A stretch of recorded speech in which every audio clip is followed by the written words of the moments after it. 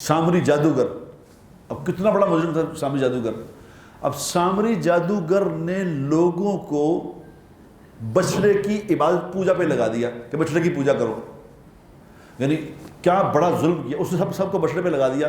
تو اللہ تبارک و تعالیٰ نے جب انہوں نے لوگوں نے کو احساس ہوا غلط ہو گیا تو انہوں نے کہا موسیٰ علیہ السلام سے کہا کہ توبہ کرتے ہیں۔ تو اللہ تعالیٰ نے کہا موسیٰ ان کو کہو یہ ایک دوسرے کو قتل کریں، ایک دوسرے کو قتل کریں، یہی ان کی توبہ ہے۔ تو انہوں نے کہا جی یہ سارے آپس میں چاچے بابے کزن بہن بھائی ایک دوسرے کو کیسے قتل کریں؟ تو اللہ تعالیٰ نے کہا کہ میں ایک بادل بھیجوں گا، اس بادل میں یہ ایک دوسرے کو پہچان نہیں سکیں گے، لیکن سزا ان کی یہ قتل کریں آپس میں، اور کوئی حل نہیں ان کا۔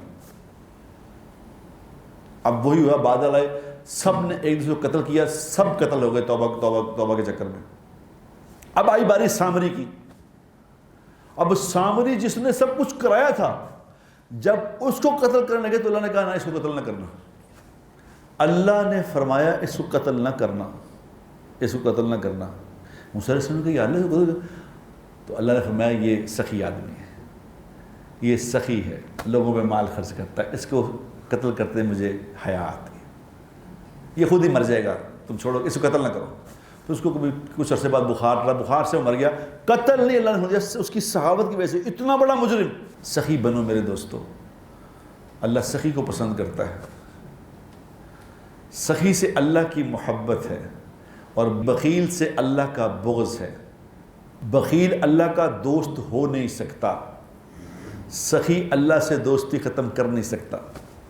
سخاوت اللہ کی صفت ہے، سخی بنو، جو کوئی کر سکتا ہے۔ مجھے اپنی قوم پہ فخر ہے الحمدللہ، ہم جیسے بھی ہیں، لیکن یہ کہ سخی جب کسی بھائیوں پہ بہنوں پہ مشکل وقت آتا ہے تو سب کچھ اپنا سب کچھ لگا دیتے ہیں۔ اس لیے میری اس کے ذریعے پوری قوم سے اپیل ہے کہ خدا را جو کوئی کچھ کرے، ہمارے بھائی ہیں، ہمارے بہن بھائی ہیں، ان پہ عذاب نہیں، ہم پہ ہی عذاب ہے۔ تو اللہ نے ہم پہ مہربانی فرمائی ہے کہ ہم بچے ہوئے ہیں، یہاں نہیں آیا، تو ہمیں جو کچھ لگا سکتے ہیں ان پہ لگا دیں۔ یہ موقع ہے، یہ موقع ہے، اللہ کے ہاں اس کا بہت گنا زیادہ اجر مل جائے گا کہ ایسی بات نہیں۔